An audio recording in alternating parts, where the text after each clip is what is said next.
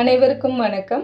இன்னைக்கு நம்ம வீடியோவில் ரொம்பவே விசேஷமான அதே சமயம் சுலபமாக வரையக்கூடிய ஒரு சிவலிங்க கோலத்தை தான் பார்க்க போகிறோம். முதல்ல மையப்புள்ளியில் இருந்து ஆரம்பித்து சிவலிங்கத்தோட வடிவத்தை அழகாக வரைஞ்சிக்கலாம்.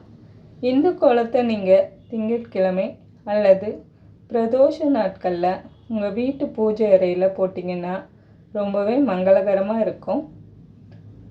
சுற்றி இருக்கிற இதழ் போன்ற அமைப்புகள் கோலத்துக்கு இன்னும் கூடுதல் அழகை தருது. இப்போ பாருங்கள், சிவலிங்கத்துக்கு மேலே அந்த பட்டையும் நடுவில் குங்குமம் வைக்கும்போது அது எவ்வளவு தத்ரூபமாக இருக்குன்னு.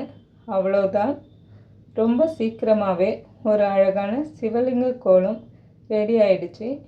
இந்த வீடியோ உங்களுக்கு பிடிச்சிருந்தா லைக் பண்ணுங்கள், உங்கள் நண்பர்களுக்கு ஷேர் பண்ணுங்கள். மறக்காமல் நம்ம சேனலை சப்ஸ்கிரைப் பண்ணிடுங்க. ஓம் நம சிவாய.